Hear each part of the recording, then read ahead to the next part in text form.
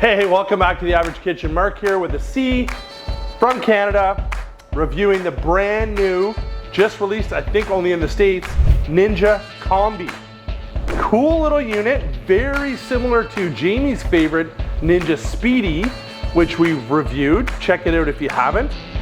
This one is more like, almost like a toaster oven. It's a really kind of unique kind of product, but I'm really excited about this video. We're gonna start it with something super basic and just air fry some French fries. Surely it should be able to air fry. And then we got 3 full meals to show you. We're gonna do chicken thighs in a creamy mushroom sauce with rice, sweet and sour shrimp with fresh pineapple, and a Bolognese sauce. So stay tuned to an awesome episode. Trying to put this through its paces. Now, of course, if you could see here, and maybe Jamie will zoom in, there's 17,000 functions on this, so obviously we can't show everything. We're not gonna be able to show it proof or dehydrate or anything like that, but we're gonna do the best we can to run it through some paces. And we try to always think of things that people would generally do. I don't think a lot of people are dehydrating in these. A lot of people maybe are proofing bread or pizza dough, I don't know. But for the most part, people are either baking in them or using them as air fryers. We're gonna slide out our air fry tray, like so. We're gonna get our fries on. So full bag of fries. And then we're gonna get that back into the oven here. Like that. Now the book says, and it is a nice book, generally Ninja does have nice books. The book says for frozen fries, 360 degrees. I'm at 390, so I could drop it down. And it's showing here French fries, like 20 to 25 minutes, which to me kind of makes sense. I think in the past they've put them at, you know, doing them in 11 minutes or 12 minutes or whatever, and maybe they've watched a bunch of reviews, I don't know, but you cannot cook French fries in 12 minutes or 11 minutes. So we've got 20 minutes here. Let's go 22. We'll probably check them halfway through, give them a shake, have a look and see how they're cooking. So the fries are done, and actually they look really nice. And they appear to be maybe even a little on the well done side, which Jamie and I are crispy fry guys, so that's fine. Did not shoot the tossing in the halfway through. Jamie did that actually. Jamie was saying that his thought on that was that it's not really the biggest, deepest air fry tray, if you will. So you can't really shake them up. You have to use a pair of tongs to toss them up. So that would be one point of consideration. But I mean, as far as French fries go, they're certainly perfectly cooked in my opinion. Let's give one a try here. Super crispy, really, really good. Like I said, a few of them may be a little on the done side, so that's subjective of how well you like your fries. The next thing on the menu is a recipe from the book. Chicken thighs with creamy mushrooms, and they call rice pilaf. We're just gonna do regular rice, but it's really interesting how this all comes together. Use the 2 trays. So let me get a little bit of prep going here, and I'm gonna walk you through how we do all of this. Basically, I have a cup of rice that I rinsed, basmati rice, a couple cups of water. They suggest putting oil in. I don't know why, but I put in a little bit of avocado oil. And then in this bowl here, we have 7 boneless, skinless chicken thighs. They call for 1 can of creamy mushroom soup. To me, it was a little light on the sauce, so I went with 2. And then I chopped up some fresh creme and mushrooms. But it's pronounced cremini. And I also have a tablespoon of garlic powder, tablespoon of cornstarch, salt and pepper. So I'm gonna block the camera slightly if you just bear with me one sec. So we got that into our into our bowl here and gave it a good mix. And then we want to just basically lay that out. Everything's pretty sticky, as you can see here. We want to lay that out onto our tray as best we can, hence me wearing a glove. Then I don't have to worry about trying to get all that off my hands. So let me get rid of this glove and grab a different spatula, and we'll finish up that sauce so we don't waste any of that. I mean, I don't know about you guys, but with anything, I always like a little extra sauce than not enough sauce. That's just me. So I'm gonna give my hands a wash, and then I'm gonna walk you through how you do all of this and cook 1 whole meal inside the NInja Combi. All right, so I want to follow the instructions precisely. So it says place all of the ingredients into level 1, which is our rice. They also suggest adding frozen peas and carrots. That's not gonna happen, so I did not do that. So I say I'm following the instructions, but you know what I mean. Level 2, place all the level 2 ingredients in a large bowl, lay them out onto the tray, which we've done. It says close the door and flip the switch to Combi cooker. So, Combi cooker, now from my angle it's hard to read this. Jamie says he can read it pretty easily from where he is. So we flip to Combi cooker, select Combi meals. Select Combi meals, which it defaulted to. Set temperature to 375. Timer to 17 minutes. And obviously we have to put our items in. So this goes in number 1. Now it's really hard to see probably from where you are, but it's actually written number 1 and number 2 inside the actual product itself. So number 1 was where the rice goes. Number 2 is that tray there. Close the door, and we're gonna hit start. Now it does say here that the unit will steam for 3 minutes. So that's kind of interesting. It says when the cooking is complete, remove the tray and the pans from the unit, allow the chicken to rest, whisk your sauces together, so mix your sauce and then serve it on top of your rice. 17 minutes, we'll see. All right, so looking in, cool feature, light comes on with a minute left. The chicken thighs and sauce looks fantastic. So that's different. The rice, now look at the amount of moisture that's left inside there, quite a bit. It looks really nice. Obviously you need to love mushrooms, which I do. Chicken cooked all the way through. Wow, that's a great question. And you know my paranoia with chicken and Jamie's lackadaisical. If you watched the SPEEDI video, is it the second one? Jamie's using raw tongs on chicken and then uses the same tongs on cooked chicken. I mean, I think that's done. What do you think, Jamie? I mean, you're maybe not the right guy to ask. You want to try a piece? Taste? Tastes great. Super tender. We didn't talk a whole lot about this. The rice was still very wet, very moist, but as it sat, and it was cooked, I tried it, as it sat, it actually looks really, really nice.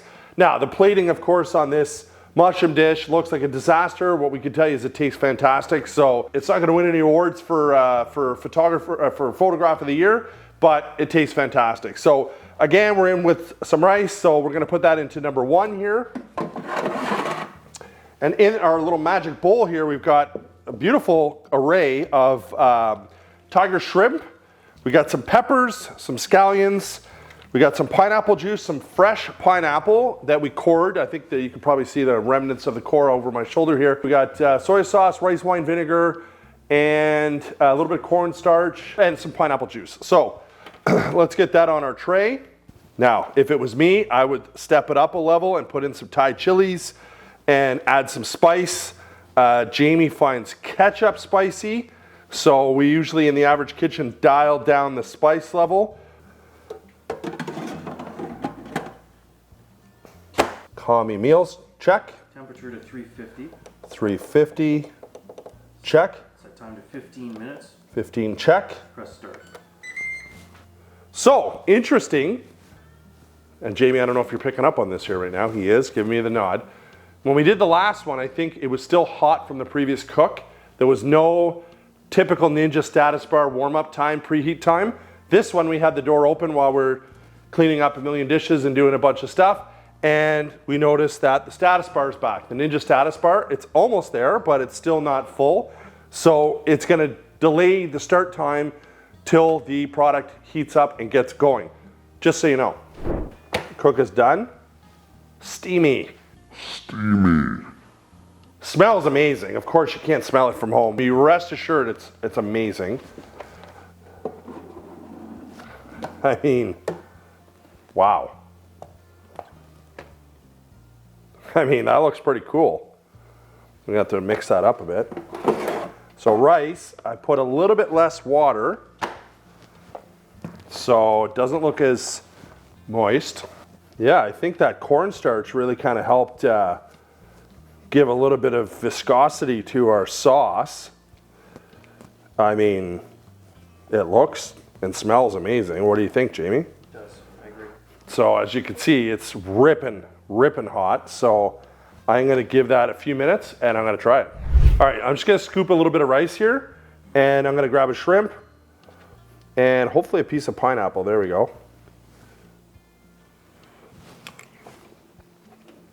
Very, very, very good. We're gonna get ready for our next one.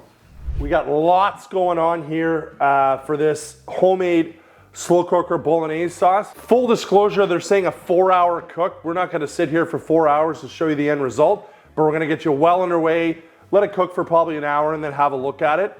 But again, we have lots going on and I have never, and you guys at home tell me if you have ever, I have never put milk in a spaghetti sauce, ever. Maybe I'm out to lunch, tell me if you have. So Jamie, if you don't mind, please give me, because it's very specific how they want these instructions done.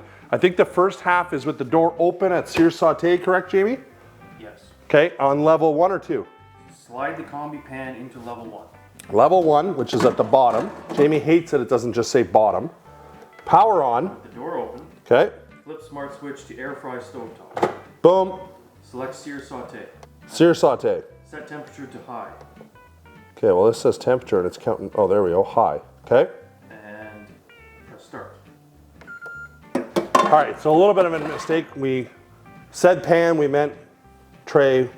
Okay, so now it's so it must somehow, it senses that different cooking product. So we're on sear saute. Okay, so now what's it saying? It says leave the door open. I preheat for 2 minutes. Okay, so maybe that's why it's counting up. So I see this glass is quite dirty already, so that's gonna need some TLC. And then what's the next step then, Jamie? After 2 minutes, using an oven mitt, carefully remove the pan. Add oil to evenly cover the bottom of the pan. Add onion, celery, carrots, and garlic. Okay, we already have that prepped here in our stainless steel bowl. I left my tape measure here because I do want to get you guys the measurements so that you know it is a Husky product on the bigger side. Fresh off school here, my water bottle filler. Thank you. 2 minutes, okay. Let's remove that carefully with an oven mitt, they suggest. Okay, line the bowl or the thing with some oil, it said. Yep, evenly cover. Okay. Onion, celery, carrots, and garlic. All right. Return pan to unit. Just let me give it a little stir here, hold on. With the door open, saute vegetables for 6 minutes, stirring occasionally. 6 minutes, okay. All right, while we're searing and sauteing here, let's do some quick measurements here. So height, we're looking at 13 inches. Depth, about 15. And the overall width, you're looking at about 16 inches. So it's relatively big. It's not super heavy, but you definitely need some space to store that. And if you're like Jamie's household, not allowed to have anything on the countertops. All right, so let's pop this out. Smells good. I believe the next step is add ground beef. Add tomato paste. Tomato paste. Now this part's kind of silly, and you know, I get people kind of crap on me that I don't follow the instructions, but it says put the tomato paste on, cook for 1 minute, then take it out again. It's like, I don't really know what that would do. So anyway, I'm gonna bypass the 1 minute step, but what does it say? Stir everything in, then add ground beef. And then Italian seasoning and salt and pepper. But before it goes back in? Yes. Okay, ground beef. A couple pinches of each generally is my go-to. This is the dried basil. There's the oregano. And we'll do some salt and pepper. And as usual, salt and pepper is very subjective of how much you like and how much you don't like. I love pepper.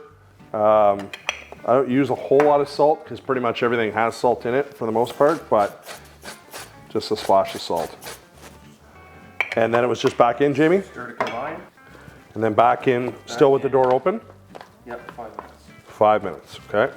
Now I see how much liquid we have left here, because we've got 2 cans, they say, with the juice of whole tomatoes.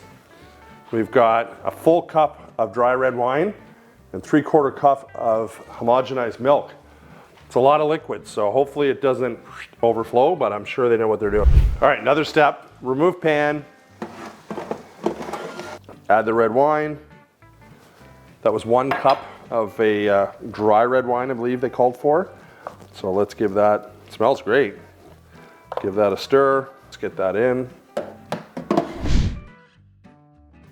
Getting heavier and heavier with one hand here. Okay, it's looking good, smelling good, tomato time. So whole tomatoes with liquid.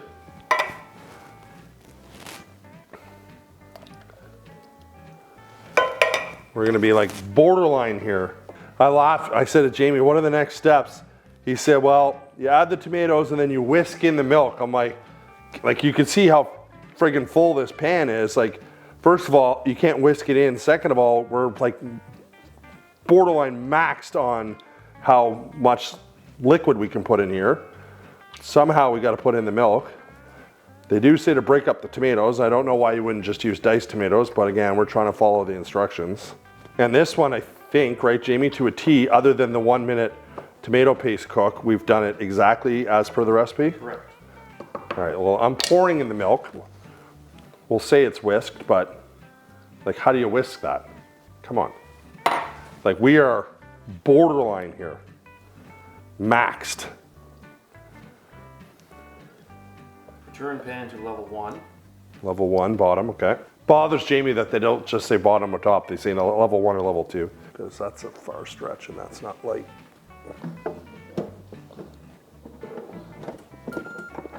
Any more cool? Okay, level 1. Ferme la porte, close the door. Start or stop. Stop. Okay. Okay. Select slow cook. Slow cook, yep. Set temperature to high. Okay. Set time to 4 hours. 4 hours on high? Yes. Now, what are the odds that that boils over inside and you have the mess of the century on it? Well, I'm gonna say the over-under on is it, I don't understand how it cannot boil over. But, we're not Ninja, so we'll see what Ninja says. So, let's let that get going, and then let's come back and we'll have a chat. The NInja Combi, probably one of my favorite products I've ever reviewed. Was really impressed with it. Didn't necessarily love this recipe. I mean, let's look at the book. Jamie, I don't know if you could sort of zoom in on that. You know, it's this thick spaghetti sauce that has nothing in it. There's no vegetables or anything. Versus this, which is a little thin. The taste is there. I mean, it tastes good. It tastes fine. It's just, it's not really like what I would consider traditional spaghetti sauce. But I mean, the recipe has no reflection of how well the product worked. I thought it worked exceptional. Let's talk about it. I thought the display screen being on the door, I thought really, really handy. We like the idea that the door just opens like that versus a top lid, which is similar to a lot of the products we reviewed. So in the average kitchen, we came up with this scoring matrix quite some time ago where we rate products on 6 categories. Price point, $229 US, $229 US. So not cheap, but not insane. So we gave that an 8.3. We thought it was pretty good value for the price point. Functionality, really, really good. Like, it functioned extremely well, 8.9. Really liked how things worked. Versatility, I mean, come on, you got 14 different cook modes. Air fry, slow cook, sear saute, bake, you name it, it has it. So 9.3. Cleaning, now, cleaning the trays by hand, because we had to do that because we're doing so many in a row. Not awesome, but given the fact that you can throw it in the dishwasher is good. So 8.3. The size of it, Jamie took a little issue with the basket and the crisper tray for the air frying. It's not very deep. It's pretty shallow. We got a whole bag of fries in there, but you wouldn't get much more than maybe 20 wings, which maybe that's totally suitable for you at home. Quality overall, 9.2. Ninja hit a home run with this one.